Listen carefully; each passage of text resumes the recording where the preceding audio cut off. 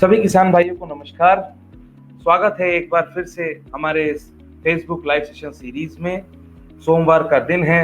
कल हमने आपसे लिया था एक छोटी सी छुट्टी और आज हम दोबारा जुड़ चुके हैं आपके साथ हमारे इस फेसबुक लाइव सेशन सीरीज में, जो कि प्रतिदिन सुबह 11 बजे हम आपके बीच आते हैं, रूबरू होते हैं, मुखातिब होते हैं तथा हमारे इस लाइव सेशन शुरू करने का मकसद यही है कि हमारे किसान भाई, अन्नदाता भाई को कठिन से कठिन परिस्थितियों में, चैलेंजिंग टाइम्स में भी उनको जानकारी की अभाव न रहे।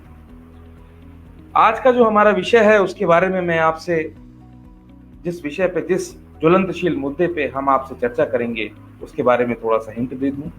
जी हाँ, ये एक ऐसा विषय है जो कि आने वाले खरीफ ऋतु में किसानों के लिए काफी मायने रखेगा। रोग के विषय पे आज हम चर्चा करेंगे। जी हाँ, खरीफ फसलों में रोग प्रबंधन। इस विषय पे चर्चा करने के लिए जो आज हमारे विशेषज्ञ है उनका तारुफ, उनका इंट्रोडक्शन मैं आपसे करवा देना चाहता हूँ। हमारे आज के विशेषज्ञ जो हैं वह रिटायर्ड प्रोफेसर रह चुके हैं। SKRAU Shri Keshavanand Rajasthan agriculture university से इनका ताल्लुक रहा है। विगत 35 वर्षों से 3 दशकों से भी ज़्यादा इन्होंने किसानों के बीच में रह के ट्रेनिंग तथा शोध छात्रों को गाइड किया है, अपनी सेवा निर्वृत्त की है। फसल प्रबंधन, रोग प्रबंधन एवं रोगों के पूर्वानुमान से संबंधित इन्होंने कृषि में कई नए आयाम इन्होंने डेवलप किए हैं। 85 से ज़्यादा इनके शोध पत्र हैं, 162 से भी ज़्यादा इनके समसामयिक लेख हैं, 125 से भी ज़्यादा इन्होंने रेडियो टॉक्स दिए हैं, 95 से ज़्यादा इन्होंने टीवी टॉक्स दिए हैं, 5 अंतर्राष्ट्रीय तथा 30 राष्ट्रीय कॉन्फ्रेंसों में इन्होंने शिरकत की है तथा भारत सरकार के कई all India coordinated research project, जिन्हें हम कहते हैं रोग पूर्वानुमान से संबंधित, रोग प्रबंधन से संबंधित, कपास हुआ, शुगर बीट हुआ, गन्ना हुआ, बाजरा हुआ, मूंग मोठ हुआ, खास करके इन सभी फसलों पे इन्होंने कार्य किया है। जी हाँ, यदि इनकी उपलब्धताएं तथा इनके अवार्ड्स और रिकग्निशन की फहरिस्त मैं आपसे डिस्कस करूंगा तो शायद हो सकता है आज पूरा दिन हम इसी पे चर्चा करें। तो आइए पूरे उत्साह के साथ, पूरे एनर्जी के साथ स्वागत करते हैं हमारे आज के बहुमुखी, बहुप्रतिभावान, हमारे एक्सपर्ट, हमारे विशेषज्ञ, रिटायर्ड प्रोफेसर डॉक्टर तखत सिंह राजपुरोहित का। डॉक्टर साहब नमस्कार। नमस्कार, सभी को प्रणाम। तो डॉक्टर साहब, जैसा कि आप देख रहे हैं हमारे साथ करीबन 40 से भी ज्यादा लोग इस समय जुड़ चुके हैं। सबसे पहले तो हमारे इस इफ्को किसान फेसबुक लाइव सेशन में हमारे सारे व्यूअर्स की तरफ से, इफ्को किसान की तरफ से आपको बहुत बहुत स्वागत एवं अभिनंदन। सभी को धन्यवाद। तो फिर डॉक्टर साहब, जैसा कि आज के विषय के बारे में मैंने हमारे सारे व्यूअर्स को बता दिया है कि खरीफ फसलों में रोग प्रबंधन के विषय पे आज हम चर्चा करेंगे। सर्वप्रथम मैं चाहूंगा आप सबसे पहले आज का जो हमारा विषय है इसकी एक पृष्ठभूमि दें, बैकग्राउंड दें तथा इंट्रोडक्शन देके कहें कि हम मुख्य किन किन बिंदुओं पे आज हम चर्चा करेंगे। ओवर टू यू डॉक्टर साहब। खरीफ की फसलों में खास करके अभी यहाँ पर बाजरा की फसल है, धान्य फसलों में बाजरा है, ज्वार है, मक्का की फसल की बुआई होती है। उसके बाद में दलहनी फसलों में मूंग है, मोठ है, ग्वार है, सोयाबीन है, उड़द है, ये दलहनी फसलें हैं। तिलहनी फसलों में तिल की फसल है, मूंगफली की फसल है, अरंडी की फसल है, ये खरीफ की फसलों में बुआई होती है। साग सब्जियों में खास करके मिर्ची की फसल खरीफ में ली जाती है। इसके साथ में टमाटर है, बैंगन है, इसी के साथ प्याज लहसुन की भी फसल होती है। ये जो फसलें हैं इनमें कई प्रकार के रोग लग जाते हैं। ये रोग चाहे फफूंद से हो, चाहे जीवाणुओं द्वारा हो, या विषाणुओं द्वारा हो, या सूत्रकृमि के द्वारा हो, ये सभी कारक है जो इन फसलों में अलग अलग प्रकार के लक्षण पैदा करते हैं। किसी में जड़ गलन होता है, किसी में उत्ता रोग होता है, डाउनी मिल्ड्यू है, पाउडरी मिल्ड्यू है, लीफ स्पॉट है, ब्लाइट है। इस प्रकार से सूत्रकृमि द्वारा होने वाले जड़ में गांठ की बीमारी है, तना गलन है, ऐसे कई प्रकार के लक्षण इन फफूंदों के प्रकोप से खरीफ की इन फसलों में हो जाते हैं, जिससे पौधे कमजोर हो जाते हैं, पीले पड़ जाते हैं, धब्बे पड़ जाते हैं और इस प्रकार से कई में छाले जाते हैं, विकृति हो जाती है, फलियां कम बनती है, उत्पादन घट जाता है। और कई अवस्था में पौधे रोगों के कारण मर भी जाते हैं, इसलिए किसान भाइयों को बहुत बड़ा नुकसान हो जाता है। तो आज अपन चर्चा करेंगे कि फसलें मुख्य ये जो खरीफ की फसलें हैं, इनमें कौन कौन से रोग लगते हैं, कैसे इनका किसान भाई सस्ते तरीके से उपचार करें, ये अपना आज का विषय रहेगा, इसके ऊपर चर्चा करेंगे। जी सिद्धार्थ। जी डॉक्टर साहब, आपने बड़े ही संक्षिप्त रूप में कहा कि आज का हमारा जो मुख्य चर्चा का विषय रहेगा वो किन किन बिंदुओं पे रहेगा, क्योंकि ये एक ऐसा क्षेत्र है, ऐसा एक डोमेन है जो हमारे किसान भाई, खास करके रोगों का किसान भाई स्वयं गांव घरों में अपने स्तर पे किस तरह से पहचान कर सकें ताकि उनको जो है लागत में कमी आए। क्योंकि ये जो ऐसा विषय डॉक्टर साहब मैंने देखा है कि किसान भाई भारत के किसी भी क्षेत्र का हो, रोग की वजह से काफी परेशान हो जाता है और उस पर अधिक से अधिक पैसे खर्च करने लगता है, जिसमें उसकी सकल आय, जिसको हम नेट प्रॉफिट बोलते हैं, वो काफी घट जाती है। डॉक्टर साहब, 40 से भी ज्यादा लोग इस समय हमारे साथ लाइव सेशन में जुड़े हुए हैं। रुद्र प्रताप सिंह बिसेन, संदीप नायक, मोनालिसा भट्टाचार्य, डॉक्टर सुशील कुमार राय, निशा सुतारिया, मनोज शाह बजाज, करुणेश त्रिपाठी, रोहित वर्मा, सुनीत झा, स्नेहा कृष्णन, लालचंद नाथ, डॉक्टर योगेंद्र प्रताप सिंह एवं कुंवर तरेंद्र सिंह भाटी, ये सभी लोग हमारे साथ लाइव सेशन में जुड़ के आपको बहुत बहुत धन्यवाद एवं अभिवादन दे रहे हैं। सारे व्यूअर्स का भी बहुत बहुत धन्यवाद हमारे साथ लाइव सेशन में जुड़ने के लिए तथा अपने कमेंट करने के लिए। ज्यादा से ज्यादा लोग जुड़ें और रोग से संबंधित, खरीफ फसलों में रोग से संबंधित आपको कोई भी अगर परेशानी हो, कोई भी आपके मन में सवाल आ रहा हो, तो जरूर यहाँ पे कमेंट करें, हम कोशिश करेंगे अधिक से अधिक सवाल लेने की। तो डॉक्टर साहब, आइए बढ़ते हैं हमारे अगले सेगमेंट की ओर। अब मैं चाहता हूँ आप मुख्यतः बताएं हमारे किसान भाइयों को कि खरीफ की फसलों में कौन कौन सी मुख्य रोगे हैं, कौन कौन सी मुख्य बीमारियां हैं जिनको किसान भाइयों को ध्यान रखना पड़ेगा, तथा इनका किस तरह से ध्यान रखे, इनके बारे में जरा सा प्रकाश डालें। ओवर टू यू डॉक्टर साहब। जी, तो खरीफ की फसलों में जैसे एक फसलवार करते हैं, तो धान की फसलों में खास करके जैसे अब ये दाने फसलें हैं, तो उसमें बाजरा में घुंघिया रोग है, डाउनी मिल्ड्यू जिसको कहते हैं, मृद रोबिल है, और जो स्मट रोग है ये बाजरा में लगते हैं। इसी प्रकार से मक्का और ज्वार में भी ये स्मट की बीमारियां हैं, पत्ती धब्बा रोग है, लीफ स्पॉट है, झुलसा रोग है, ये रोग लगते हैं। धान की फसल में खास करके जो खरीफ में रोग लगते हैं उसमें एक ब्लास्ट की बीमारी आती है, पेरिकुलेरिया ब्लास्ट है, जिसको नेक रॉट भी कहते हैं, ये बीमारी है। इसके बाद में जो वायरस की बीमारी है, एक जो इसमें टुंगरो वायरस बीमारी लगती है धान में। ऐसे ही धान के अंदर दूसरा फॉल्स स्मट है और झुलसा रोग है, सीड ब्लाइट है, ऐसे कई रोग लगते हैं जिससे धान की फसल में भी नुकसान होता है। तिलहनी फसलों में खास करके तिल की फसल में माथाबंदी, जिसको अपन कहते हैं फाइलोडी की बीमारी है, वो कीट के द्वारा फैलती है और एक फाइटोप्लाज्मा के द्वारा होती है, तिल की फसल में नुकसान करती है। पत्ती धब्बा रोग है, जड़ से होने वाले कई जड़ गलन की बीमारियां हैं, सब फसलों में होती है, जो जड़ गलन कर देती है, उक्टा रोग कर देती है, पौधे मर जाते हैं खेत के अंदर, पौधों की संख्या कम हो जाती है और उत्पादन घट जाता है।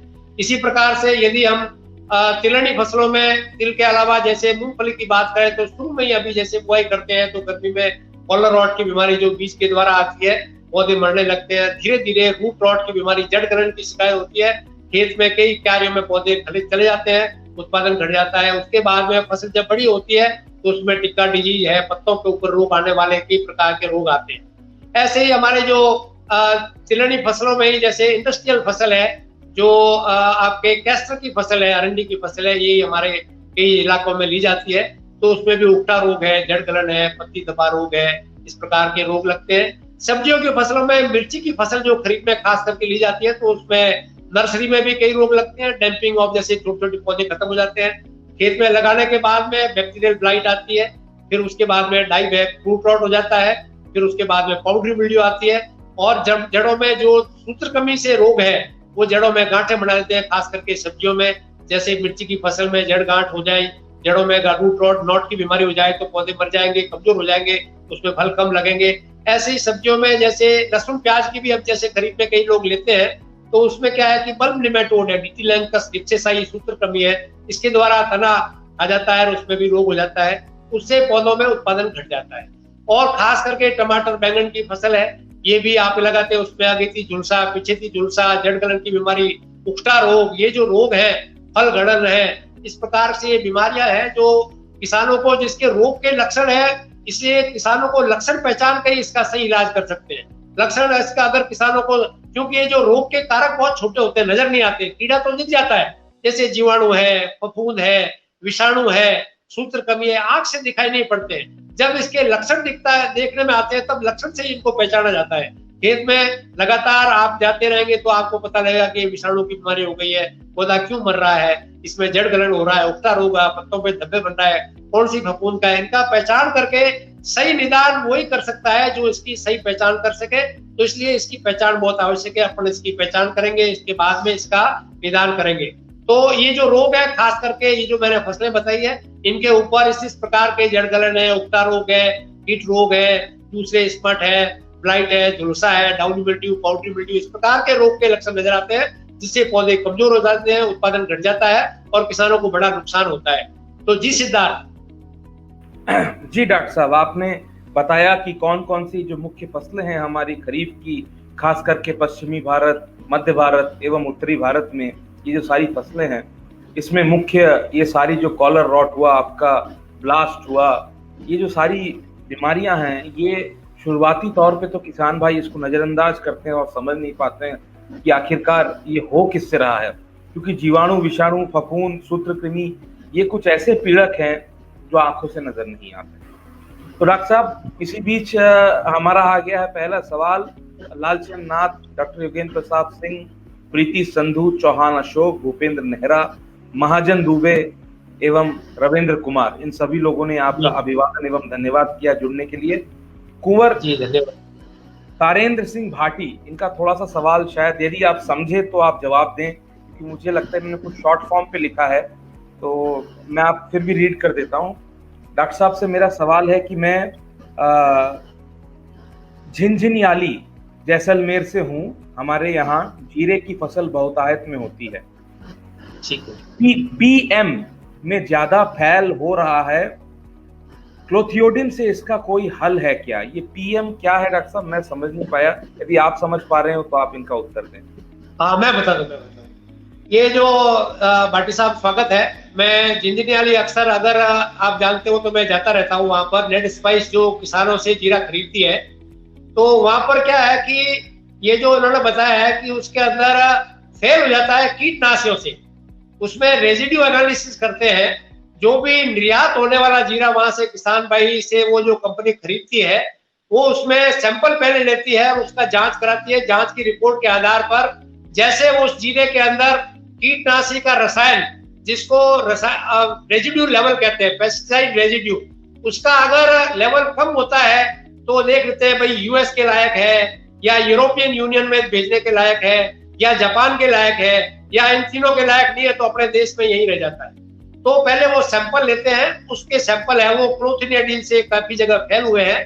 क्लोथिनिडीन बाजार में, वैसे क्लोथिनिडीन के नाम से भी कीटनाशी आता है, कई कीटनाशियों का अवयव भी क्लोथिनिडीन है। तो कई किसान भाई हम उसमें बताते हैं कि जैविक उपचार करें, या जो रसायन लेते हैं तो ऐसा रसायन लें जिसका रेजिड्यू लेवल है वो ज्यादा है, वो उसकी मात्रा जो है, जो उसको फेल नहीं हो सके, जिसका रेजिड्यू का मतलब जो ज्यादातर स्प्रे करने में आए भी उसकी लेवल कम हो तो वो निर्यात में होता है। तो इस प्रकार से झिंझिनयाली में कई किसान भाई वहां पर जीरे की फसल लेते हैं। बहुत अच्छा जीरा होता है वहां से, इस बार भी काफी वहां से खरीदा गया है। मैं भी अभी जाके आया हूँ वहां पर, बाड़मेर जिले में, नहीं वो जैसलमेर जिले में पड़ता है, बाड़मेर का बॉर्डर है। तो उसमें ये जो रेजिड्यू की बात है, काफी जीरा फेल हो जाता है। वो इसलिए कि वहां एक एफिड कीड़ा लगता है, रस चूसक कीड़ा। उसके लिए किसान भाई क्या है कि वो क्लोथिनिडीन या कोई उसके अंदर वो दाने वाली भुजी वाली थायोमिथॉक्सोम है, उसका स्प्रे कर देते हैं, तो उसका रेजिड्यू है थोड़े जीरे के अंदर रह जाता है। तो हम कहते हैं कि ये फूल आने से पहले कीटनाशी का उपचार करें, उसके बाद में नीम आधारित है, दूसरे हल्के कीटनाशी है।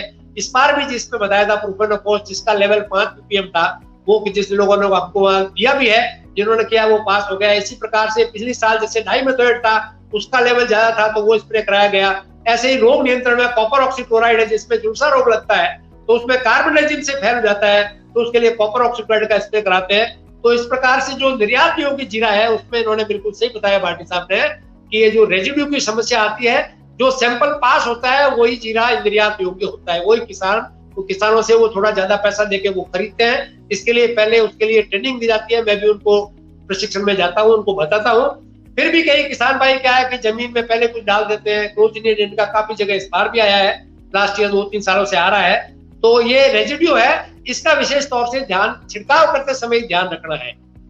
जैसे जो टंकी आती है, जो कई बार खरीफ में दवाइयां छिड़की हुई आती है, उसको धो करके काम में लेना है। फिर दूसरे कीटनाशक को मिक्स नहीं करना है, जिस कीटनाशक को बताया गया वही छिड़काव करना है, तो वो सैंपल पास होते हैं और वही निर्यात योग्य होता है। जी सिद्धार्थ।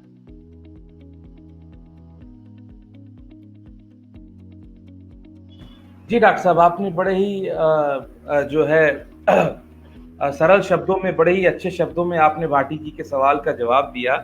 और जिस विषय पे, आशा करते हैं भाटी जी आपको आपके सवाल का उचित जवाब मिल गया हो। जिस विषय पे आज आप ये बता रहे थे, एक्चुअली इसको यदि हम तकनीकी शब्दों में कहें तो MRL बोलते हैं, minimum residue level, maximum residue limit. हाँ लेवल। तो ये कितना होना चाहिए, इसका एक आयाम होता है, एक निर्धारित होता है हर फसल के लिए, और खास करके जिस देश में आप निर्यात करना चाहते हैं उस देश के स्टैंडर्ड के मुताबिक फसलों में शुरुआत से इसका ध्यान देना पड़ता है। हम अक्सर क्या करते हैं, हम हमारे सारे किसान भाइयों को निर्यात करने में तो काफी इच्छा होती है, परंतु हम शुरुआती स्टेज से इसका ध्यान नहीं रखते हैं, और जब फसल कटाई के पहले भी हम इसमें दवाइयों का छिड़काव कर देते हैं, और इसमें जो PHI है, पोस्ट हार्वेस्ट इंटरवल जिसको बोलते हैं, उससे पहले भी उनमें जो इसके रेसिड्यू बच जाते हैं, इसके कारण ये आयात होने में, निर्यात होने में, एक्सपोर्ट होने में ये फेल हो जाते हैं। ये तो काफी लंबा विषय है डॉक्टर साहब, हो सकता हो इस पे मैं किसी दिन आपसे एक अलग सेशन लूंगा, परंतु आशा करते हैं भाटी साहब आपको आपके सवाल का उचित जवाब मिल गया हो। अब आइए आगे बढ़ते हैं हमारे अगले सेगमेंट की ओर। अब मैं जानना चाहता हूं कि जिन लोगों के बारे में बताया, उन लोगों के लक्षण पहचान के बारे में बताएं। तो जैसे लक्षण फसलवार, हर फसल के अलग लक्षण है। तो जैसे जीवाणुओं की बात करते हैं, जिससे बैक्टीरिया से बीमारी होने वाली है, कपास में जैसे बैक्टीरियल बीमारी आती है, एनुलर लीफ स्पॉट है, बॉल रॉटिंग है, काले वाटर सोक धब्बे बनते हैं, उससे पत्तियां झड़ जाती है, उत्पादन घट जाता है। इसी प्रकार से ग्वार की फसल में बैक्टीरियल ब्लाइट की बात करें तो पत्तों के ऊपर काले दाग पड़ जाते हैं, तने काले हो जाएंगे, पत्तियां झड़ जाएगी, उत्पादन घट जाएगा, फलियों पे भी काले दाग पड़ेंगे, और वो बीज में रोग चला जाता है, और वो जो बीज जहाँ जाता है वहां पर ये जंतुमोनास जीवाणु चला जाता है, तो उसका लिए भी इलाज इसका अलग होता है। तो ये जीवाणु धब्बा रोग इसमें ग्वार की फसल में, कपास की फसल में, जैसे धान की फसल में जंतुमोनास है, ये धान की फसल में भी बैक्टीरियल ब्लाइट करता है। वाटर सोक ऐसे पानी के धब्बे बनते हैं, काले काले भूरे धब्बे बन जाएंगे, और इस बाद में पत्तियां झड़ जाती है और उत्पादन घट जाता है। इसी प्रकार से बैक्टीरियल ब्लाइट मिर्ची की फसल में, मिर्ची की फसल में भी जैसे अभी बुआई करेंगे, खेत में रोपाई करेंगे, तो बरसात के बाद में अधिक तापमान से जुलाई, अगस्त, सितंबर के महीने में 2-3 महीनों में जीवाणु अंगमारी से काले काले छोटे छोटे दाग पड़ जाएंगे, नीचे की पत्तियां झड़ने लग जाएगी। जीवाणु अंगमारी की पहचान है कि जो काले धब्बे हैं उनको सूर्य के प्रकाश के सामने देखेंगे तो उसके काले धब्बे के चारों तरफ क्या है कि पीली पीली रिंग दिखेगी, तब पता लगेगा कि ये जो धब्बा है वो जीवाणुओं के द्वारा, बैक्टीरिया के द्वारा हुआ है। तो इसका इलाज भी अपन चर्चा करेंगे। तो बैक्टीरियल ब्लाइट है जो आपके मूंग, मोठ, ग्वार, दलहनी फसलों में भी होती है, जिसके काले धब्बे पड़ते हैं, पत्तियों पे धब्बे पड़ते हैं, धीरे धीरे बीज में चले जाते हैं, और बीज जैसा रोगी बीज खेत में बोएंगे तो वो फिर बीज के साथ में रोग चला जाता है। इसी प्रकार से ग्वार की फसल हुई, मूंग, मोठ, ये दलहनी फसल हो गई। इसी प्रकार से तिलहनी फसल, जैसे तिलहनी फसल, तिल की फसल है, उसमें भी जंतुमोनास और चूडोमोनास 2 जीवाणु होते हैं, इसमें भी काले धब्बे पड़ते हैं, धीरे धीरे गोंद जैसा पदार्थ निकलता है, फलियों में चला जाता है, बीज में चला जाता है, और बीज जहाँ जाता है वहां पर जीवाणु उसके साथ चले जाते हैं। तो जीवाणु अंगमारी या बैक्टीरियल ब्लाइट है वो सभी फसलों में इनमें लगते हैं। धान की फसलें हुई या तिलहन की फसलें, दलहन की फसलें हुई, या आपके कपास या कैस्क्रॉप या अरंडी की फसल हुई, इन सब में जीवाणु अंगमारी रोग लगता है, इनके अलग होते हैं। इसी प्रकार से फफूंद से होने वाले रोग हैं, तो जितने भी ये जो धान्य फसलें हैं, जैसे बाजरा है या आपके ज्वार है, मक्का है, इनमें डाउनी मिल्ड्यू एक मृदु रोमिल रोग होता है, जो पहले शुरू से ही पत्तों के ऊपर नीचे फफूंद सुबह सुबह 5 बजे दिखेंगे तो फंगस दिखेगी, उसके रोग के बीज दिखेंगे। ज्यादा नमी होगी बरसात में जिस समय में, तो वो स्पोर फैल करके दूसरे स्वस्थ पौधों पे जाएंगे, वहां आक्रमण करेंगे और उस पौधों को रोगी करेंगे। धीरे धीरे वो लंबी स्टिक बन जाएगी, पत्तियां नीचे वाली बिल्कुल खराब होकर पत्तियां सूखने लगेगी। ऐसे रोगी पौधों में से सिट्टियां बाली निकलेगी नहीं, अगर निकलेगी तो रोग ग्रसित होगी, जिसको डाउनी मिल्ड्यू या गुच्छे की बीमारी, जैसे ग्रीन ईयर बीमारी कहते हैं। तो ये डाउनी मिल्ड्यू के लक्षण होते हैं, ये खास करके धान्य फसलों में ही होता है। इसी प्रकार से यदि अगर दूसरी फसलें देखी जाए, तिलहनी फसलें, तो तिलहनी फसलों में फफूंद से होने वाले खास करके जो रोग है, दलहनी और तिलहनी दोनों में जड़ गलन की बीमारी सभी फसलों में होती है। चाहे मूंगफली की फसल हो, तिल की फसल हो, धान्य फसलें उनमें भी रूट रॉट है, वो राइजोक्टोनिया है, मैक्रोहोमिना है, उनके द्वारा नमी ज्यादा होती है तो जड़ों में फंगस घुस जाती है। कपास की फसल में खास करके उसकी जड़ की छाल अलग हो जाती है, जो पानी ऊपर प्रेशर जाता है वो जाता नहीं है, पानी नीचे ही रह जाता है और पौधा सूखा हुआ नजर आता है। आज आपने पानी दिया, पौधा लेगा ही नहीं और पौधा ऊपर से ही मुरझा हुआ नजर आएगा, तो पता लगेगा इसके अंदर जड़ गलन की बीमारी हो गई है। तो जड़ गलन से भी काफी पौधे मरते हैं, ये मूंगफली में भी होता है। इसी प्रकार से तिलहनी फसलों में, दलहनी फसलों में, मूंग मोट ग्वार में जड़ गलन की बीमारी और अरंडी की फसल में जड़ गलन की बीमारी खास करके राइजोक्टोनिया फफूंद उसके द्वारा होती है। और जो ये आपके धान की फसल है उसमें शीत ब्लाइट है, राइजोक्टोनिया से होने वाले हैं, कई प्रकार के ऐसे भूमि जनित रोग है, ये भी रोग होते हैं, उससे काफी नुकसान होता है। इसके बाद में यदि वायरस की बीमारियां, खास करके विषाणु की बीमारियां हैं, लीफ कर्लिंग, पत्तियां छोटी हो जाना, खास करके मिर्ची की फसल में, टमाटर बैंगन की फसल में पत्तियां छोटी हो जाना और उसके ऊपर से खाना कम बनना, पौधे के ऊपर फल नहीं बनना, बहुत कम बनना, ये विषाणु की बीमारी है, लिटिल लीफ। एक होता है मोज़ेक बीमारी, हरे पीले धब्बे बन जाना पत्तों के ऊपर, जैसे खास करके मूंग की फसल है, उसके ऊपर आपके 1 महीने की फसल हो गई, खेत में जाके देखेंगे तो सफेद मक्खी से फैलता है। ये रोग तो विषाणु से होता है, मोज़ेक वायरस होता है, पर ये वायरस जो रोगी पौधे के ऊपर सफेद मक्खी आके बैठेगी, रस चूसेगी, उसके सूंड के ऊपर वायरस चिपक जाएगा, फिर रोगी पौधे के से स्वस्थ पौधे में वो जाके रस चूसेगी, वह उसमें वायरस को डाल देगी, तो विषाणु वहां मल्टीप्लाई करके उसमें भी ऐसे रोग पैदा कर देगा, तो खेत में देखते ही देखते पूरे पौधे पीले पड़ जाएंगे। और ऐसे में ध्यान रखना है कि शुरू में क्या इलाज है, उसके लिए क्या कैसे नियंत्रण का हम निश्चित की अलग बात करेंगे।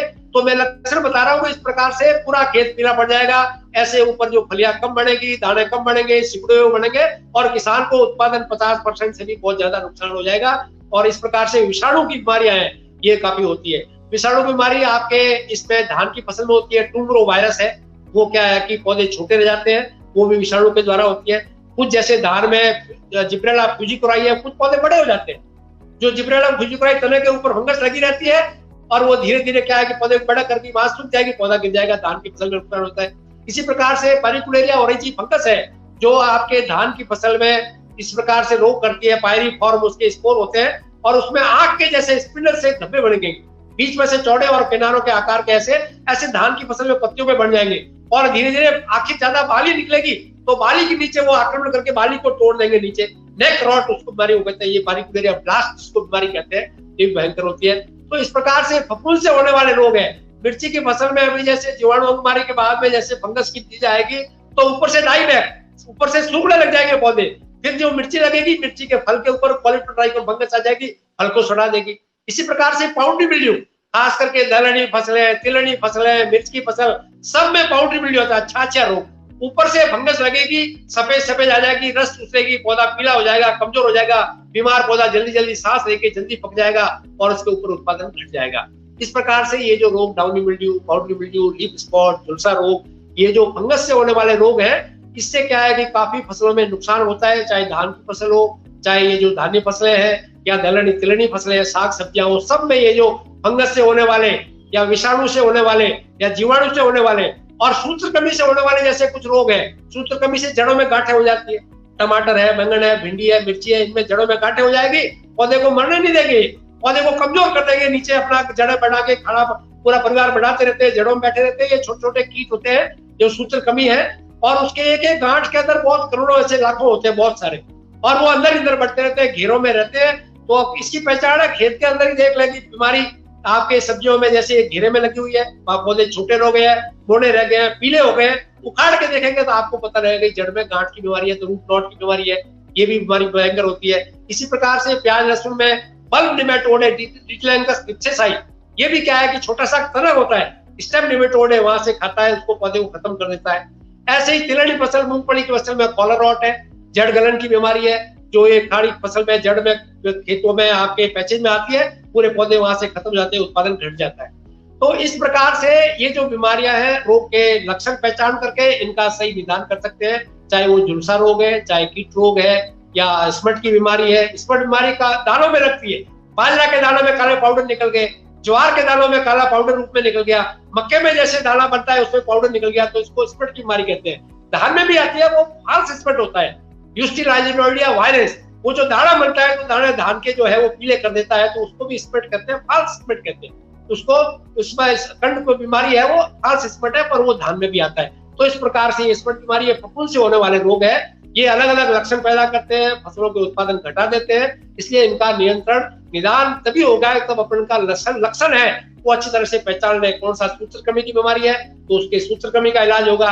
यदि जीवाणु वाला दो रोग है तो अपन जाके जीवाणु के लिए इलाज करेंगे। यदि फफूंद से होने वाला है या विषाणु से होने वाला है, जो रोग आगे विषाणु से आगे होकर फैल रहा है, उसके लिए कैसे किससे फैलता है उस वेक्टर का निदान करेंगे तो अपने उसमें इसका फायदा होगा। इस प्रकार से अपन लक्षण पहचान करके ही सही निदान कर सकते हैं। जी सिद्धार्थ। जी डॉक्टर साहब, आपने बड़े विस्तृत तरीके से बताया कि किस तरह से लक्षण पहचान एक बहुत ही मुख्य स्टेप है, एक बहुत ही आवश्यक जिसको बोलते हैं क्रिया है, जो किसान भाई आपने जिन जिन बातों के बारे में बताया उन बातों का यदि वो विशेष तौर से ख्याल रखे, ध्यान रखे। फसलों की मॉनिटरिंग एक बहुत ही जरूरी कार्य है जो किसान भाई अधिकतर जिसको नेग्लेक्ट कर देते हैं, जिसको ध्यान नहीं रखते। इसके कारण जब रोग आर्थिक स्तर से ज्यादा पहुंच जाता है, इसको हम ईटीएल बोलते हैं, इकोनॉमिक थ्रेशोल्ड लेवल से ज्यादा पहुंच जाता है, उसके बाद हमारे किसान भाई देखते हैं और इससे उनको फिर क्षति पहुंचता है और वो लागत भी बढ़ती है। कुंवर भाटी जी ने आपको बहुत बहुत धन्यवाद कहा है सवाल जवाब देने के लिए। परितोष पात्रा, प्रताप ब्योरा, राकेश कुमार सिंह, ये सभी लोग भी आपको धन्यवाद एवं अभिवादन बोल रहे हैं हमारे लाइव के लिए। आप सभी व्यूअर्स का भी बहुत बहुत धन्यवाद हमारे साथ जुड़ने के लिए तथा कमेंट करने के लिए।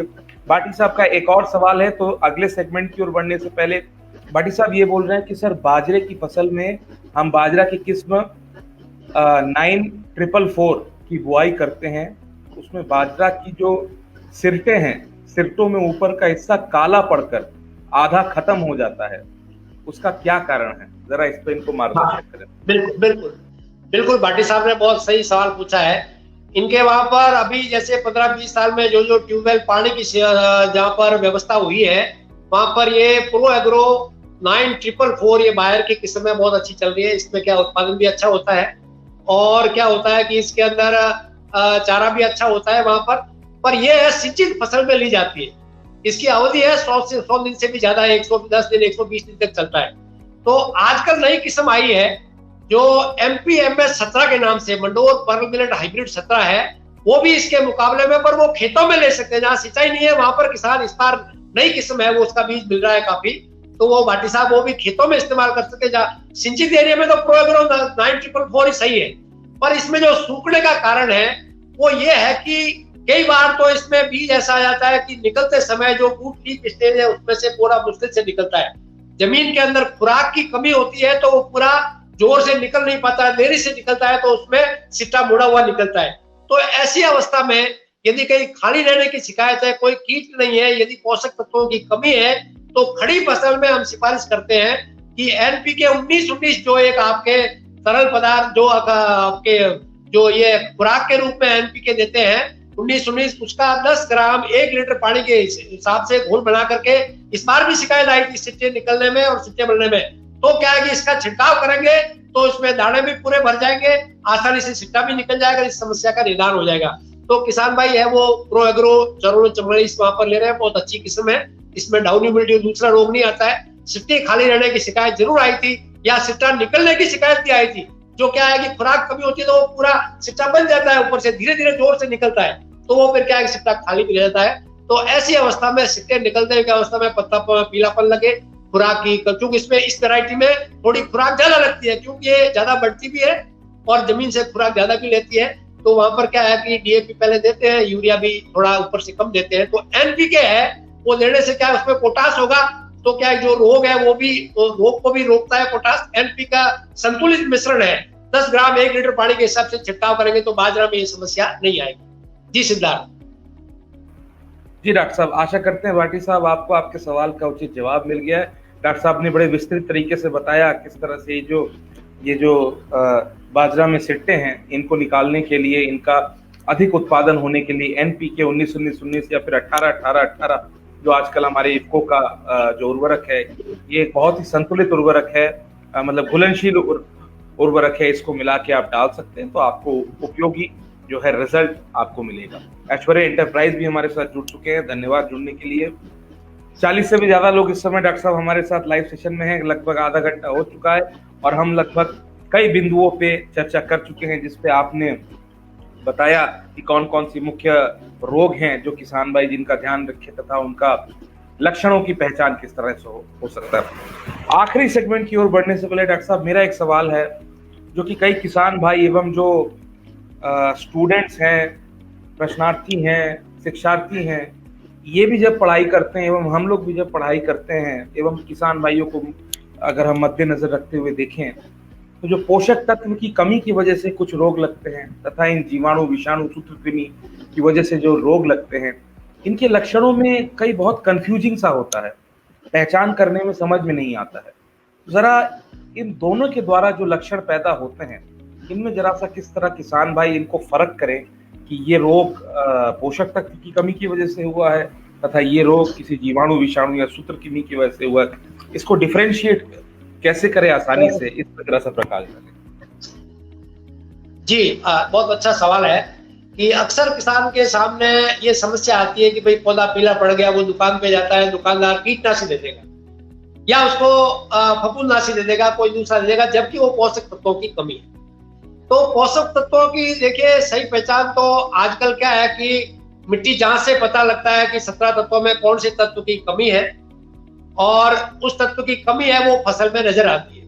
तो जहां पर जिंक की कमी है, तो जिंक की कमी खास करके हमारे यहाँ पर तिलहनी फसल में, जैसे मूंगफली की फसल है या जैसे धान की फसल है, जिससे खैरा बीमारी हो जाती है जिंक से। अक्सर जिंक में क्या है कि पत्तियों के बीच में, जो नसों के बीच में पीलापन पड़ता है, नसें हरी रहती है जिंक की कमी से। खास करके आपको देखा होगा कि इसमें अमरूद में पत्तियों के ऊपर नजर आती है, बीच में हरी नसें दिखेगी और अंदर से पीलापन नजर आएगा। मूंगफली में जैसे पीलापन नजर आएगा तो क्या है कि नीचे की पत्तियां भी होगी और उसमें ऐसे बीच में आएगा, तो ये जिंक की कमी होती है। लोहे की कमी में क्या होता है कि ऊपर की पत्तियां होती है उसमें पीली पड़ती है, तो उसमें लगा थोड़े मिश्रण जैसे एक जैसे लक्षण दिखते हैं, पर ऊपर की पत्ती में पीली पड़ेगी और धीरे धीरे वो पीलापन नीचे आएगा। बिल्कुल नीचे की पत्ती पीली पड़ेगी तो पोषक तत्व में नाइट्रोजन की कमी से आता है। यदि आप पौधा स्वस्थ है और आपको नीचे से पीली पत्ती दिखा रहा है तो उसमें नत्रजन की कमी है, तो उसमें नत्रजन देने से पौधा की पीलापन मिट जाएगा। इसी प्रकार से यदि आपके पत्तियों के नसों के बीच में पीला है, जिंक की कमी नजर आ रही है, तो जिंक के लिए पहले या तो अपने जांच करा लिए, जिंक की कमी है तो 25 किलो प्रति हेक्टेयर जिंक सल्फेट जो आपके 19% आता है उसका 25 किलो प्रति हेक्टेयर पहले ही बुआई के पहले डालते हैं। दूसरा जिंक सल्फेट यदि आपके 33% वाला ले रहे हैं तो वो 15 किलो प्रति हेक्टेयर पहले ही डाल दें, जिससे कि जिंक की कमी पौधों पे आएगी। अपन इसमें रिस्क लेना चाहते हैं कि भाई ये नहीं डालना चाहे, क्या पता है कि नहीं है, बाद में नजर आ गया आपको, देखा भाई पौधे 30 दिन के हुए, 35 दिन के हुए, पत्तियां पीली पड़ने लगी, मूंगफली की फसल पीली पड़ने लगी, गेहूं की फसल पीली पड़ने लगी, जिंक की कमी नजर आ रही है। तो उसके लिए फिर खड़ी फसल में जिंक सल्फेट है वो 5 ग्राम जिंक सल्फेट 1 लीटर में और 2.5 ग्राम चूने का पानी 1 लीटर में, दोनों का मिश्रण, जैसे 5 ग्राम 1 लीटर पानी में घोल के डाल दिया, ये चूने का पानी आपके घोल बना रखा है उसमें 2.5 ग्राम चूने का पानी 1 लीटर के लिए मिला करके इस मिश्रण को स्प्रे करते हैं, जिससे जिंक की कमी है वो दूर हो जाती है। तो ये करने से जिंक की कमी दूर हो जाएगी। लोहे की कमी है, आयरन क्लोरोसिस, ऊपर से पत्तियां पीली पड़ रही है, उसके लिए यही है पोषक तत्व फेरस सल्फेट, उसी का भी यही मात्रा है कि भी उसका 5 ग्राम फेरस सल्फेट, उसमें 2.5 ग्राम चूने का पानी, दोनों मिला करके उसमें स्प्रे करने से इसकी कमी भी दूर हो जाती है। तो ये जिंक की कमी, फेरस की कमी, या जैसे धान की फसल में बोरोन की कमी, ऊपर की पत्तियां बिल्कुल रेशे के दबाव में होकर पत्तियां मुड़ के हो जाएगी, बोरोन की कमी है, तो उसके लिए पहले बोरेक्स 10 किलो प्रति हेक्टेयर बोरेक्स का आप भूमि उपचार करें। खड़ी फसल में पता लगा इसकी कमी है तो उसका स्प्रे भी कर सकते हैं। यदि आपको आता है कि पौधा कमजोर है, किसी प्रकार से आपको मिक्स हो रहा है, फास्फोरस की कमी भी है, पोटास की भी आ रही है, हमने पहले डीएपी दिया नहीं, अब क्या करें, पौधा पीला भी पड़ जाए, कमजोर पड़ रहा है, ऐसी अवस्था में क्या है कि दूसरे कोई दवाइयां डालने की बजाय आप एनपीके 19-19 या एनपीके 18-18 1% यानी 10 ग्राम 1 लीटर पानी में घोल बना करके फसल पे छिड़काव कर देंगे तो आपको तुरंत आराम मिल जाएगा, फसल बिल्कुल आपकी अच्छी बढ़ने लग जाएगी। तो पोषक तत्वों की कमी है, उनके लक्षण पहचानना। रोगों के लिए मैंने बताया कि जैसे उसमें डाउनी मिल्ड्यू के लक्षण अलग होंगे, पाउंडी मिल्ड्यू में ऊपर फंगस पाउडर लगा हुआ होगा, धब्बे पड़ेंगे जो एंगुलर लीफ स्पॉट, काले धब्बे बैक्टीरिया के होंगे, और दूसरे जैसे फंगस के दूसरे होंगे, पत्तों के ऊपर, फलियों के ऊपर दाग पड़ेंगे, ये अलग अलग है। उसमें पत्तियों पे आएंगे, इसमें फल पे भी आएंगे, शाखाओं पे भी आएंगे, पिटियों पे भी आएंगे। जो इसमें रोग के लक्षण है, जड़ पे जड़ गलन के आएंगे। उगता रोग में क्या होता है कि पौधा सूख जाता है, आपने देखे पीला पड़ गया, पोषक तत्व की कमी है, जबकि वो कमी नहीं है, वो फंगस है, फ्यूजेरियम जड़ के अंदर, पानी के अंदर गई है और वो पानी जाने वाली नली में बैठ करके उसको पानी को रोक दिया ऊपर जाने से। उसको चीर के देखेंगे कपास की फसल में या जो दलहनी तिलहनी फसल है उसमें विल्ट की बीमारी आ गई है, उसको चीर के देखेंगे तो उसके अंदर क्या है कि आपको काली काली धागा या लाल लाल रंग की जो पानी की नलियां वो मिलेगी, आपको पानी ऊपर जाने से रोक देती है। तो ये विल्ट की बीमारी है। तो बीमारियों से पहचान करना बीमारियों के लक्षण से ही है। यदि आप लक्षण पहचानेंगे तो इसमें कंगुआ रोग है, जड़ गलन है, उगता रोग है, पत्ती धब्बा रोग है, एंगुलर लीफ स्पॉट है, टिक्का डिजीज है, ये जो बताया मैंने ये रोग के लक्षण है। इसी प्रकार से ये जो पोषक तत्वों की कमी है, जैसे जिंक की कमी है, पीला पड़ना है, लोहे की कमी है, इस प्रकार से निकलना है, सल्फर की कमी में नहीं निकलने वाली पत्ती, सल्फर की कमी से आती है। तो ये पोषक मुख्य तत्व है, इनका पहले से उपचार करें या जैसे लोग के लक्षण आते समय पे आप निदान करके इनको पौधों को स्वस्थ कर सकते हैं, इनको आपने अलग अलग कर सकते हैं। यदि देख करके यदि आप किसान में कई बार क्या होता है, मोजेक बीमारी आ गई, वायरस से हो रही है, अपन सोच रहे कोई पोषक तत्व की कमी आ गई या वो सोचे कोई दूसरा आ गया, वो है वो व्हाइट फ्लाई से फैल रही है। तो शुरू में जो किसान अपने खेत में घूमता है, महीने भर की फसल में देख लेगा तो उसमें जैसे विषाणु की बीमारी है, पीला पौधा है, उसको उखाड़ के नष्ट कर देगा। किससे फैल रही है उसके नियंत्रण के लिए उसका इलाज कर देगा, जैसे सिस्टमिक कीटनाशी या नीम आधारित या जैविक कीटनाशी का स्प्रे कर देगा तो फसल स्वस्थ हो जाएगी। इस प्रकार से खेतों में रोग के लक्षण, फफूंद से, जीवाणु से, विषाणु से, शुद्ध कमी जड़ों में गांठें बनाते हैं, पौधा पीला पड़ गया, आप सोच रहे हैं पोषक तत्व की कमी है, जबकि उखाड़ के देखे जड़ों में गांठें बनी हुई है, वो सूत्र कमी बैठा अंदर। प्याज लहसुन के अंदर ठीक है, वो नेमेटोड बैठा है बल्ब के अंदर, उसको देखेंगे आपको बल्ब सड़ा दिया, उसमें जड़ें काली हो गई है, पिंक रूट डीज आ गई है, उससे पौधा खुराक नहीं ले रहा है, पौधा मर रहा है। तो इस प्रकार से रोगों को और पोषक तत्वों की अलग अलग पहचान करके इनके हिसाब से अपन निदान है वो करके इसका फायदा ले सकते हैं। जी सिद्धार्थ। जी डॉक्टर साहब, आपने बड़े ही विस्तृत तरीके से बताया कि किस तरह से किसान भाई जो पोषक तत्व की कमी तथा जो ये जीवाणु विषाणु सूत्रकृमि से होने वाले जो रोग हैं, इसमें अंतर कैसे ढूंढें, इसको कैसे पता लगाएं अपने घरेलू स्तर से तथा उसका उचित निदान करें। भाटी साहब ने आपको धन्यवाद दिया है, आपने उनके सवाल का जवाब दिया, बहुत बहुत धन्यवाद भाटी साहब सवाल पूछने के लिए। अमित गोरड जी, जनक लाडूमोर जी एवं दिव्येंदु पॉल जी, ये सब भी हमारे काफी प्रबल व्यूअर हैं, सब जुड़ चुके हैं। जो भी व्यूअर हमारे साथ लेट में जुड़े हैं उनको मैं बता देना चाहता हूं कि आज हम खरीफ फसलों में रोग प्रबंधन के विषय पर चर्चा कर रहे हैं और डॉक्टर साहब डॉक्टर तखत सिंह राजपुरोहित जी हैं, एक्सपर्ट हैं इस विषय पे। ये खुद पादप रोग वैज्ञानिक है, इन्होंने कई बिंदुओं पे चर्चा कर चुके हैं अभी तक, कौन कौन से मुख्य रोग हैं जो लग सकते हैं, इन्होंने पृष्ठभूमि दी तथा इन रोगों के लक्षण पहचान किस तरह से किया जाए। तो डॉक्टर साहब 40 मिनट लगभग हो चुके हैं और अभी भी 30 से ज्यादा लोग हमारे साथ जुड़े हुए हैं, किसान भाइयों में उत्साह भी काफी है। अब आज के हमारे अंतिम सेगमेंट की ओर बढ़ते हैं, जो सबसे मुख्य सेगमेंट है, रोग कौन सी है, पहचान कौन सी है, उसकी पहचान कैसे करें, इन सब पे आपने चर्चा की। अब अंत में मैं चाहूंगा आप प्रकाश डालें कि इन रोगों का प्रबंधन एवं नियंत्रण किस तरह से किसान भाई सुचारू रूप से करके अपनी फसल में ज्यादा उत्पाद ले सके। जी डॉक्टर साहब। जी, बहुत ये आवश्यक है कि रोगों का निदान कैसे किया जाए। इसमें क्या है कि अपने को देखना पड़ेगा कि शुरू में आजकल जो फफूंदनाशी छिड़कते हैं वो नुकसान भी करते हैं, जैसे बताया गया, जैसे भाटी साहब ने बताया कि हमारा एक्सपोर्ट में, निर्यात में रुकावट पैदा करता है। तो सबसे पहले ये देखें कि खेत में जो खेत की बुआई कर रहे हैं, फसल चक्र का विशेष ध्यान रखें। फसल चक्र यानी जहां पर पहले वो फसल नहीं होगी तो रोग उसमें नहीं गए, क्योंकि उसके अंदर पत्तियों में, जड़ों में रोग के रोगाणु बैठे रहते हैं, वापस वही फसल बोएंगे तो रोग लग जाएगा। इसलिए फसल चक्र का भी जहां तक हो सके 1-2 साल बाद में फसल चक्र करें, जिससे कि रोग अपने पैसा भी नहीं लगे और फसल उत्पादन भी अच्छा हो। दूसरी बात यह है कि बीज बोने से पहले स्वस्थ बीज का प्रयोग करें। स्वस्थ बीज यानी कि जो संकर बीज है वो तो अपने को बाजार से थैली से लाना पड़ेगा। दूसरा बीज है, चाहे जीरे का बीज है या आपके जैसे मूंग, मोठ, ग्वार, तिल है या जो दूसरे फसल के जिसमें संकर नहीं है, वो किसान भाई अपना घर का भी बीज काम में ले सकता है, तो भी कोई दिक्कत नहीं है। पर जहां पर रोग नहीं लगा है, स्वस्थ बीज का प्रयोग करें। और उसके बाद में यदि विश्वास नहीं है, आप लोगों को पता नहीं स्वस्थ है कि नहीं, मैंने तो छान के लिया, क्या पता रोग साथ में आ गया हो, तो रोग जो है वो बीज जनित भी होते हैं और भूमि जनित भी होते हैं। खास करके पौधे बोने के बाद में सभी में जड़ गलन की बीमारी एक मुख्य बीमारी है। यदि पानी ज्यादा लग गया पौधे खत्म हो जाएंगे। मिर्ची की फसल हो, चाहे दूसरी कोई ललनी फसल हो, तिलहनी फसल हो, रूट रॉट खास करके राइजोफोनिया फंगस से होता है, एक भयंकर बीमारी है। तो इसके लिए क्या है कि ये जैविक उपचार है। जैविक खेती की तरफ आजकल चलते हैं तो ये ट्राइकोडर्मा विरिडी है, एक मित्र फफूंद आया है। ट्राइकोडर्मा विरिडी और ट्राइकोडर्मा हर्जियनम, ये दोनों फफूंद बाजार में मिलते हैं। तो इसका आपके 2.5 किलो ट्राइकोडर्मा को खरीद के लाना है, बहुत सस्ता मिलता है, पाउडर रूप में आता है।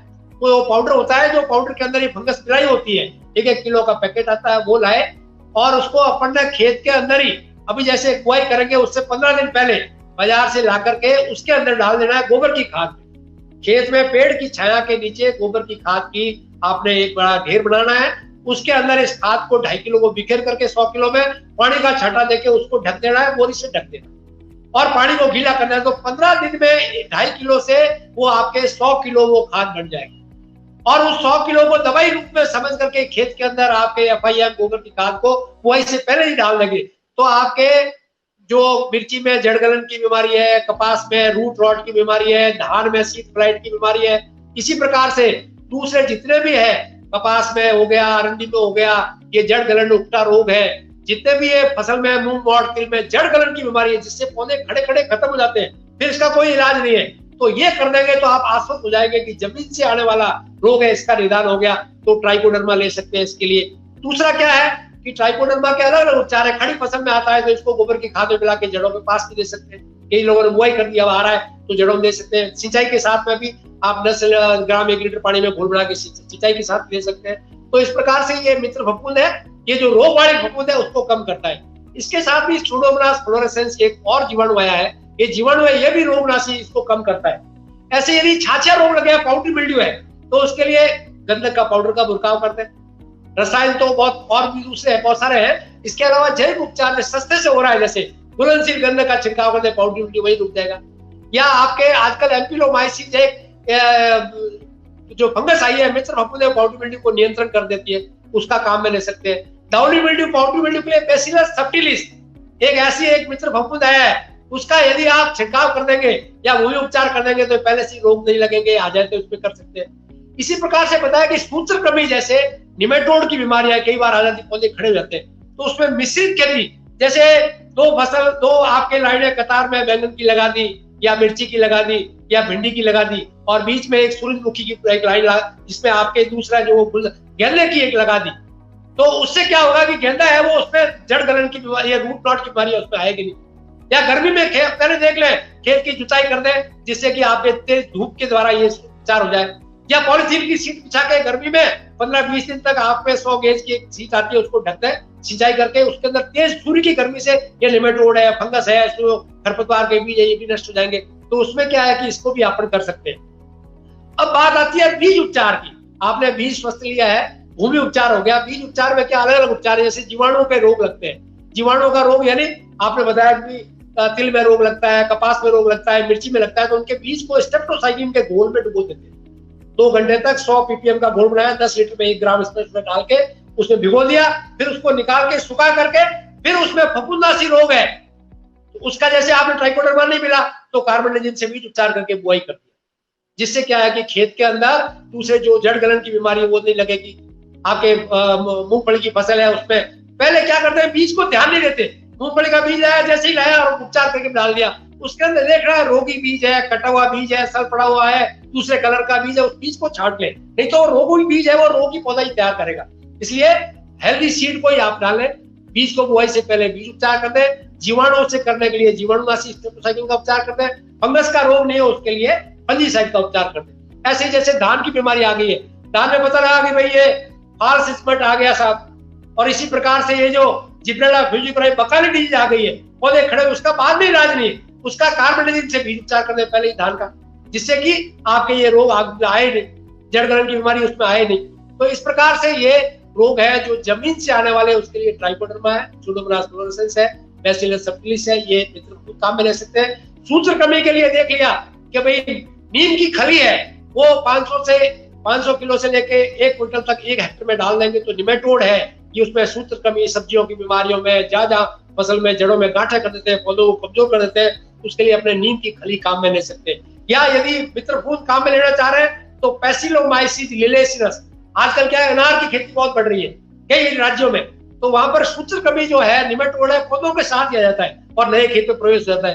तो ऐसे में क्या है कि उसके खेत के अंदर पहले से ही आप उसमें पैसिलोमाइसिस लिलेसिनस है, उसको क्या है कि 2.5 किलो को 100 किलो गोबर की खाद में रख के पहले से उसकी जड़ों में दे, क्योंकि ये सूत्र कमी को क्या है कि ये पैसिलोमाइसिस है, मित्र फफूंद उसके अंदर से छेद के द्वारा उस निमेटोड में घुस करके निमेटोड को मार दे और पौधा स्वस्थ रहे। इस प्रकार से ये कर सकते हैं। और दूसरा, खास करके पत्तों के ऊपर छाया रोग गया है, गंधक का बुरकाव करते, डाउनी मिल्ड्यू आ गया, रोगरोधी किस्में आजकल जैसे अभी बताया भाटी साहब ने, प्रो 44 इसमें डाउनी मिल्ड्यू नहीं आता, ऐसी रोगरोधी किस्म ले लें। मैंने बताया एमपीएम 17 ये काम में ले लें। दूसरी जैसे सोयाबीन के प्रताप सोयाबीन है, इसी प्रकार से हमारे पूसा की वैरायटियां, जैसे रोगरोधी किस्में जिससे ये भी होता है कि इसमें रोग नहीं लगता। अभी जैसे मूंग की किस्म में नई किस्म निकली IPM 2-3 कानपुर से, जो मूंग के लिए किस्म काम में ले, उसमें मोजेक बीमारी लगे नहीं। मोजेक में क्या होता है, पत्ते पीले भूरे हो जाते हैं, सफेद मक्खी से वो आगे फैलता है। तो सफेद मक्खी के नियंत्रण के लिए खेत में पीले पास है, येलो स्टिकी ट्रैप है, चिपचिपे लगा दें, सफेद मक्खी उस पर चिपक जाए, आगे रोग नहीं फैलाए और पता लगे आगे रोग फैलने वाला है। नीम आधारित कीटनाशी है, निमोली का अर्क है, नीम तेल है, निमोली जैसे 3 किलो निमोली ली, 100 लीटर पानी में घोल के फसल पे छिड़काव कर दे। या पत्तियों का अर्क है, नीम आग धतूरा का घोल 3-3 किलो 10 किलो कर दिया, 100 लीटर में घोल कर फसल पे छिड़काव कर दे। और खास करके ध्यान रखें, पौधे यदि कमजोर हो गए तो रोग होता है। देख लिया अभी धान में ब्लास्ट की बीमारी आ रही है, इसी प्रकार से अब रोग आने लग गया। सब करने के बाद में मौसम ज्यादा हो गया है, दूसरे रोग, डाउनी मिल्ड्यू फैल रहा है, बूंदिया रोग फैल रहा है, पत्तों पे झुलसा रोग आ गया है, ब्लाइट आ गया है, तो उसके लिए फफूंदनाशी का छिड़काव करना पड़ता है। उसमें फफूंदनाशी में अपने पास में आजकल प्रोपिकोनाजोल आ गया है 1 ml 1 लीटर के हिसाब से, या कार्बेंडाजिम 1 ml 1 ग्राम 1 लीटर के हिसाब से, मैनकोजेब 2 ग्राम 1 लीटर के हिसाब से स्प्रे करके इन फफूंदों से होने वाले रोग है इनका भी अपन रसायनों के द्वारा भी नियंत्रण कर सकते हैं। पर यह ध्यान रखें, शुरू से ही खेत में जैविक खेती की तरफ जाए तो पौधे स्वस्थ रहेंगे, तो बीमारी कमजोर के सब लागू होता है। जो पौधा कमजोर है उसके ऊपर रोग भी लगेगा। इसलिए पौधे को स्वस्थ रखने के लिए खेत में पहले से ही जीवांश की मात्रा, गोबर भूमि चेंज हाथ करेंगे तो कहेगा 10 टन गोबर की खाद दीजिए, गोबर की खाद ज्यादा नहीं है तो फिर आप क्या करेंगे, जीवामृत दे दीजिए। जीवामृत घर पे बना दीजिए। कम गोबर है, 10 किलो गोबर है, 10 किलो गौमूत्र है, उसके अंदर 2 किलो दलहन का आटा डाल दिया, 2 किलो रसकट गुड़ डाल दिया, 1 किलो मिट्टी डाल दी, तो 200 लीटर पानी में घोल के 7 दिन रख करके 1 एकड़ में डाल दिया, तो आपके पौधे शुरू से ही खुराक अच्छी मिलेगी। जड़ों में जड़ गलन की बीमारी, पौधों में रोग होगा ही नहीं और आपके स्वस्थ रहेंगे। यदि गोबर की खाद नहीं है तो कंपोस्ट खाद बना के डालें खेत के अंदर। ये नहीं है तो उसके बाद में हरी खाद का भी प्रयोग करें, ज्यादा फसल ले रहे हैं तो जिससे पौधे स्वस्थ रहे। हरी खाद के अलावा दूसरी भी जैसे खाद है, जीवाणु कल्चर खाद है, इसका भी प्रयोग करें। तो इस प्रकार से पौधे स्वस्थ रहेंगे तो रोग कम लगेंगे। यदि रोग के ऊपर, पौधों के ऊपर निमेटोड की बीमारी लग गई है तो आपने जमीन वाला इलाज करना है। फसल के ऊपर दूसरा लग गया तो फसल फफूंदनाशी छिड़काव करना है, जैविक उपचार करना है। इसी प्रकार से दूसरे विषाणु के रोग है जो कीटनाशकों से छिड़काव करके, जो कीड़ों से फैलते हैं, उनके लिए कीटनाशी छिड़काव करके अपन आगे फसल को बचा सकते हैं। पर यह ध्यान रखना है कि खेत के अंदर जो किसान घूम रहा है, नियंत्रण घूम रहा है, पता करेगा कि ये शुरू का रोग है, उस समय तो पौधे को उखाड़ के नष्ट कर देगा, पूरे में रोग फैल जाएगा तो फिर नियंत्रण करना मुश्किल हो जाएगा। इसलिए रोग के लिए यही है कि शुरू में ही देख करके सुरक्षा ही इसका उपाय है। तो अपने ये भी ध्यान रखें, आ जाए तो उसके हिसाब से आवश्यकता के अनुसार रसायनों का प्रयोग करें। तो इस प्रकार से किसान भाई फसल सुरक्षा के लिए बीज उपचार है, फसल चक्र है, मिश्रित खेती है और उसको समय पे रोगरोधी किस्मों का है, सिंचाई की अवस्था समुचित, पानी ज्यादा पानी भी नहीं दे, इस प्रकार से ये अपना करके खेत में समय पे बुआई करे, स्वस्थ बीज की बुआई करे तो किसान है वो स्वस्थ फसल पैदा कर सकता है। जी सिद्धार्थ। जी डॉक्टर साहब, आपने बड़े विस्तृत तरीके से चर्चा की और बताया कि कौन कौन से तरीके हैं जिससे किसान भाई अलग अलग पीड़कों द्वारा लगे गए रोग, चाहे वो जीवाणु हो, विषाणु हो, चाहे वो फफूंद हो, सूत्रकृमि हो, क्योंकि इनके अलग अलग इम्पैक्ट है, अपने अलग अलग ये नुकसान पहुंचाते हैं अलग अलग स्तरों पे। और यदि किसान भाई इसकी रेगुलर मॉनिटरिंग, रेगुलर फसलों की देखरेख नहीं करेंगे, फसल की शुरुआती अवस्था से खेत की जुताई से ही, खेत की तैयारी से ही, बीज उपचार से ही इस पे ध्यान देना किसान भाइयों को अधिक आवश्यक है। डॉक्टर साहब, जाते जाते जनक लाडूमोर जी हैं, इनका एक सवाल है कि सर जी, क्योंकि आपने ये ट्राइकोडर्मा विरिडी और ये ट्राइकोडर्मा हेजरनियम का नाम लिया, तो हमारे किसान भाई है, इनको जरा सा सरल भाषा में बताएं कि क्या इन दोनों का कार्य सेम है कि ये दोनों अलग अलग जो है रोगों पे प्रभाव डालते हैं? जी डॉक्टर। हाँ हाँ, बिल्कुल बिल्कुल सही सवाल पूछा इन्होंने। देखिए ऐसा है कि अलग अलग विश्वविद्यालय बना रहे हैं, ट्राइकोडर्मा विरिडी और ट्राइकोडर्मा हर्जियानम। तो दोनों का एक काम एक ही है। दोनों क्या करते हैं, मित्र फफूंद है। इनको पहले जमीन में गोबर की खाद में जहाँ ज्यादा होगी वहां बढ़ते हैं, ये फैलते हैं, और जो रोगकारी फंगस है जिसमें खास करके राइजेक्टोनिया है, फ्यूजेरियम है, और जमीन के अंदर जो भी फंगस है, उनको क्या है कि ये बॉइलिंग करके उनका रस पी के उनकी बढ़वार को रोकते हैं, पौधे के अंदर जाने से रोकते हैं। तो दोनों का एक काम एक ही है, दोनों स्ट्रेन अलग अलग है। तो इस प्रकार से ध्यान रखें कि दोनों काम में लेना है तो एक ही काम में रह सकते हैं, दोनों को अलग अलग इंक्यूबेट करें, अलग अलग खाद ढेरी बना करके फिर डाल दें। इसी प्रकार से कई किसान भाई क्या करते हैं कि कीड़ों के लिए जैसे आगे जैसे मेटाराइजम एनिसोप्ली आ गया, बवेरिया बेसिया ने आ गया, जमीन में दीमक को नियंत्रण करता है। दीमक नियंत्रण नहीं करेंगे तो वो दीमक काट जाएगी, तो वहां से फंगस आसानी से घुस जाएगी। इसलिए क्या है कि उसका दोनों का साथ में करना है, तो ट्राइकोडर्मा को अलग ढेरी में इंक्यूबेट करें। इसी प्रकार से दूसरे ढेरी में छाया में इसमें मेटाराइजम या बवेरिया कीटनाशी के लिए करना है, तो इसको दोनों को अलग अलग करें, फिर इन दोनों को मिला के खेत में डाल सकते हैं। 15 दिन दोनों को अलग अलग ढेरी में रखें, क्योंकि ट्राइकोडर्मा का अलग काम है, मेटाराइजम का अलग काम है, दोनों को अलग करके अपने खेत में डालें। पर ट्राइकोडर्मा विरिडी और उन्होंने पूछा ट्राइकोडर्मा हर्जियानम, ये दोनों स्पीशीज एक ही है, दोनों का काम एक ही है, और दोनों स्पीशीज अलग है और इनका काम एक ही है। रोग नियंत्रण में जैसे जड़ गलन है, उक्टा रोग है, भूमि के अंदर पद गलन है, जो भी है तो जमीन वाली फंगस को रोकता है। तो इनको इस्तेमाल ऐसे ही करना है, 2.5 किलो 100 किलो गोबर की खाद में आप इंक्यूबेट करके फिर उसमें उसको मिला करके 100 ग्राम 100 किलो हो गया, फिर उसको 1 हेक्टर के अंदर वही से पहले डाल दें तो ज्यादा फायदा रहेगा। यदि रोग आ गया उसके बाद भी डाल सकते हैं। फिर उसको क्या है कि इसको मसाला तैयार है, जड़ों के पास खुरपी से डाल करके सिंचाई करनी पड़ेगी, जड़ों में चला जाएगा तो बाद में आने वाली फसल है, मतलब वो फसल जैसे 100 दिन चलने वाली है, तो उसमें आगे है वो रोग, इसमें नहीं होगा। तो इस प्रकार से ये मित्र फफूंद है ट्राइकोडर्मा, और ये जो दूसरा जैसे कीट नियंत्रण का, दोनों को अलग अलग करके दोनों को आप फिर इस खेत में दे सकते हैं, जिससे कि कीट नियंत्रण और रोग नियंत्रण दोनों एक साथ हो जाए, और उसमें बाद में किसान को खर्चा नहीं करना पड़े। नहीं तो बाद में दीमक आएगी, दूसरी दवाई डालेंगे, रोग के लिए आ गया तो फिर आपने पहले नहीं डाला, इस ट्राइकोडर्मा को दूसरी फफूंदनाशी मार देगा। तो अपने को कोशिश ये करनी चाहिए कि जैविक उपचार कर रहे हैं तो पहले ही इसका इस्तेमाल कर दें, अच्छी स्टेल ले आए जिसकी तारीख गई हुई नहीं हो, छाया में ला के रख दें। इसकी सावधानी यही है, बीज उपचार करके या भूमि उपचार करके गोबर की खाद में मिला के इसको बढ़ा करके खेत में देने से अपने जड़ गलन की बीमारियां, उक्टा रोग है, ये इसके नियंत्रण हो जाएगी। कॉलर रॉट है, स्टेम रॉट है, स्क्लेरोटिनिया रॉट है, स्क्लेरोसिस रॉट्स है, इन फंगस को सबको ये ट्राइकोडर्मा नियंत्रित करता है। जी सिद्धार्थ। जी डॉक्टर साहब, आशा करते हैं जनक जी आपको आपके सवाल का उचित जवाब मिल गया है। जो है जनक जी ने भी आपको धन्यवाद कहा है। ब्रिज विकास सिंह जी भी हमारे साथ जुड़े हैं कृषि विज्ञान केंद्र औरैया से, धन्यवाद ब्रिज विकास जी। अंकित कुमार जी है, अनिल पाटीदार हैं। अनिल पाटीदार जी जरा एक सवाल पूछ रहे हैं, क्योंकि अब चलते चलते थोड़े से में हमारे किसान भाइयों के सवाल लेने भी जरूरी है। अनिल पाटीदार जी बोल रहे हैं क्योंकि मध्य प्रदेश से ताल्लुक रखते हैं कि लहसुन और प्याज में थ्रिप्स का काफी प्रकोप रहता है, केमिकल के अलावा कोई बायो प्रोडक्ट सजेस्ट करें जिससे कॉस्ट कम किया जा सके। जी डॉक्टर। बिल्कुल बिल्कुल बिल्कुल। देखो एमपी में लहसुन की फसल और प्याज की फसल का भंडार है, बहुत अच्छा होता है। तो इसमें क्या है कि थ्रिप्स, बिल्कुल सही कहा कि लहसुन की फसल की पत्तियां है वो बिल्कुल ऐसी मुड़ी हुई होती है, तो उसमें थ्रिप्स का प्रकोप बाद में पता लगता है, क्योंकि अंदर थ्रिप्स बैठा रहता है और वो रस चूसता है तो पत्तियां मुड़ के टूट के पत्तियां गिर जाती है नीचे और उत्पादन घट जाता है। तो ये थ्रिप्स के प्रकोप को कम करने के लिए खेत के अंदर ब्लू स्टिक ट्रैप आ गई आजकल। ये थ्रिप्स के लिए स्पेशल है, मतलब व्हाइट फ्लाई के लिए तो पीले रंग की प्रकाश पास आए हैं, येलो स्टिक की ट्रैप जिसके ऊपर गोंद लगा हुआ, पीली पट्टियां लगा दी, और इसके अंदर ब्लू कलर की आती है बाजार में, वो थ्रिप्स को अट्रैक्ट करती है। थ्रिप्स अपने आप ही खेत पे चिपक जाएगा, आपके लहसुन में नहीं जाएगा। एक तो ये तरीका है कि उसमें कम से कम लगे, और यदि फिर भी यदि ज्यादा प्रकोप हो, मान लो ये नहीं मिले, ट्रैप नहीं लगाई हो, तो उसके लिए क्या है कि नीम आधारित कीटनाशक है, नीम का तेल है या आपके नीम सीड कर्नल एक्सट्रैक्ट है, 5 किलो निम्बोली का लेकर के 100 लीटर पानी में घोल बना के फसल पे छिड़काव कर देंगे तो ये थ्रिप्स है वो वहां से नियंत्रण छोड़ देगा।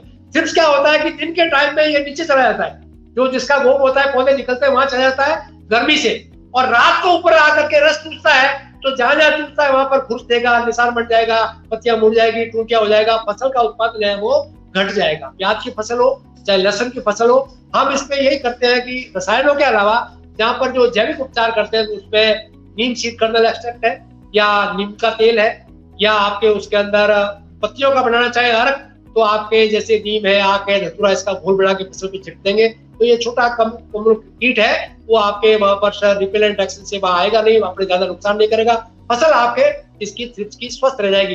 पर इसके साथ में ये स्टिकी ट्रैप बताई मैंने ब्लू कलर की, ये खास कर ये कारगर है थ्रिप्स में। थ्रिप्स का क्या है कि कई लोग इलायची में भी थ्रिप्स बहुत ज्यादा भयंकर नुकसान करता है। इलायची लोग ब्लू स्टिक के काम में लेते हैं, कई लोग वहां से केरल से पूछते हैं कि साहब क्या करें, इलायची में बहुत हो गया।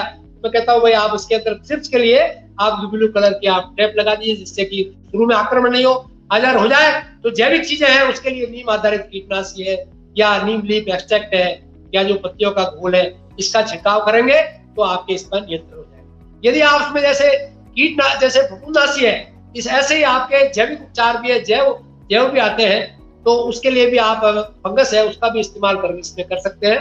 तो जैसे एफिड को नियंत्रण कर रहा है वो इसको भी नियंत्रण करेगा। तो इस प्रकार से जैविक उपचार करके अपन प्याज लहसुन में थ्रिप्स का नियंत्रण करके अच्छा उत्पादन ले सकते हैं। जी सिद्धार्थ। तो आशा करते हैं अनिल पाटीदार जी आपको आपके सवाल का उचित जवाब मिल गया। डॉक्टर साहब ने कहा ये जो पीला प्रपंच है, ब्लू स्टिकी ट्रैप जिसे हम कहते हैं, हालांकि जो ये प्रपंच हैं, जो ये स्टिकी ट्रैप्स हैं, ये अधिकतर किसान भाइयों को मिलने में बहुत समस्या आती है, क्योंकि दुकानदार भी इसे जल्दी रिकमेंड नहीं करते हैं, क्योंकि यदि इनको रिकमेंड करेंगे तो रसायन कहाँ से बिकेगी। ये एक बहुत बड़ी, जिसको बोलते हैं कि एक डिबेट का मुद्दा है, एक जो है चर्चा का मुद्दा। हाँ डॉक्टर साहब कुछ कहना चाह रहे हैं? मैं कह रहा था डीएपी का कट्टा आता है खाली, डीएपी का पीले रंग का, उसके ऊपर आप अरंडी का तेल लगा के खेत पे लगा दीजिए, आपके एफिड होगा सब उस पे चिपक जाएगा। क्या बात है डॉक्टर? आपको स्टिकी ट्रैप बहुत मुश्किल से मिलती है। मैं जिंदगी में, अब ये भाटी साहब बैठे हैं वहां पर, हमको बताया, वहां ट्रेनिंग में देने जाता हूँ कि भाई आपके यहाँ पर कोई ट्रैप नहीं मिलेगी, मैं कहूँगा वो रहेगा नहीं। आपको देसी उपचार है, ये जो पीले रंग का ट्रैप पड़ा है कट्टा, उसको लेकर के उसके ऊपर अरंडी का तेल ले आओ, चौपड़ के खेत के अंदर 2 स्टिकी ला के लटका दो, आपका जितना भी मोहल्ला है जीरे में लगने वाला सब उसके ऊपर आ जाएगा। 5-10 दिन में फिर खेत में जाओ, तेल हाथ में लेके जाओ, उसके ऊपर फेरो, हजारों कीट बन जाएंगे, फिर नए खत्म हो जाएंगे। इस प्रकार से किसान ये अपना घरेलू उपचार भी करते। जी, आशा करते हैं अनिल पाटीदार जी आपको आपके सवाल का जवाब मिल गया। और डॉक्टर साहब आपने बड़े ही सुचारू रूप से किस तरह से किसान भाई सरल तकनीकियों के द्वारा रोगों का प्रबंध कर सकते हैं, इसके बारे में आज आपने चर्चा की। अनिल पाटीदार जी जरा सा ये टिड्डियों के विषय पे भी पूछ रहे हैं, परंतु समय के अभाव को देखते हुए टिड्डियों पे भी मैं बता दूं हमने लाइव सेशन किया था, उस पर हमने कई जो है प्रबंधन के विषय में बताया था कि आप रासायनिक प्रबंधन कैसे करें, फिजिकल कंट्रोल कैसे करें, भौतिक, जैविक, इन सारे प्रबंधों के बारे में हमने बताया था। अंकित कुमार जी आप इसको देखिए, हमारे पहले के लाइव सेशंस को, इनको किसान CSR पेज में आपको जरूर मिलेगा। डॉक्टर साहब आज आप हमारे बीच आए, आपने इतने एक बहुत ही ज्वलंतशील मुद्दे, एक जरूरी मुद्दे पे आपने भरपूर जानकारी दी, पूरी एक कंप्लीट पैकेज ऑफ प्रैक्टिसेस बताया, आपने पूरा पैकेज बताया किन किन बिंदुओं पे किसान भाइयों को ध्यान रखना है, तथा फसलों में रोग प्रबंधन के मुख्य आयाम है, मुख्य क्या क्या चीजें ध्यान रखनी है, इस पे आपने चर्चा की। लगभग 1 घंटे का समय आज आपने हमें दिया और आपने समय निकाला, और 20 से भी ज्यादा लोग इस समय जुड़े हुए हैं, अथवा शुरुआत में 50 से भी ज्यादा लोग थे। आपका समय निकालने के लिए सभी किसान भाइयों की तरफ से, हमारे व्यूअर्स की तरफ से तथा इफ्को किसान संचार की ओर से मैं आपका बहुत बहुत हार्दिक धन्यवाद एवं साधुवाद देता हूं कि आप हमारे बीच आए और आपने किसान भाइयों को बताया। तो जैसा कि आपने देखा, ये हमारे साथ थे डॉक्टर तखत सिंह राज पुरोहित, जो कि बहुमुखी, बहुत ही ज्यादा जिसको बोलते हैं कि एक्सपीरियंस, करीबन 3 दशकों का उन्होंने एक्सपीरियंस आज हमारे साथ साझा किया कि फसलों में रोग प्रबंधन किस तरह से किसान भाई सरल तरीके से खेत में रहते हुए इनका प्रबंधन कम पैसों पे कर सके, तथा रोगों के लक्षण क्या हो, उनके पहचान क्या हो, और कौन कौन से मुख्य रोगों से किसान भाई बचें, इनकी निगरानी करें और समय समय पे देख रेख करके अच्छी गुणवत्ता युक्त, अच्छी से अच्छी पैदावार लेके अपनी जो है ज्यादा से ज्यादा सकल आय में बढ़ोतरी करें, जिसे हम नेट इनकम कहते हैं। अंकित कुमार जी, ये डॉक्टर साहब जो आज हमारे साथ जुड़े थे, ये राजस्थान से इनका ताल्लुक है। SKRU Shri Keshavanand Rajasthan agriculture university Bikaner में इन्होंने लगभग 35 वर्ष इन्होंने पढ़ा है और अपनी सेवा निर्वृत्त की है, तथा पश्चिमी भारत, मध्य भारत में इनका एक्सपर्टीज ज़्यादातर रहा है। सभी किसान भाई जो आज हमारे साथ इस लाइव सेशन में जुड़े और प्रतिदिन आप हमारे साथ जुड़ते हैं, उसके लिए मैं बहुत बहुत आभारी हूँ। ज़्यादा से ज़्यादा लोगों को हमारे इस लाइव सेशन सीरीज के बारे में बताएं कि ज़्यादा से ज़्यादा किसान भाई हमारे साथ जुड़ चुके हैं। 1 घंटे के लिए, दिन का 1 घंटा यदि आप देंगे तो हम आशा करते हैं आने वाले समय में आपको अपनी खरीफ की फसल में ज़्यादा लाभ एवं ज़्यादा फायदा मिलेगा। हमारा यही प्रयास है कि किसान भाइयों को जानकारी की कमी न हो, क्योंकि इफ्को किसान का यही है सपना, सफल समृद्ध रहे किसान अपना। इसी के साथ कल एक नए विशेषज्ञ नए विषय के साथ एक बार फिर सुबह 11 बजे मैं आपसे जुड़ूंगा। तब तक के लिए धन्यवाद। जय हिंद, जय किसान। नमस्कार।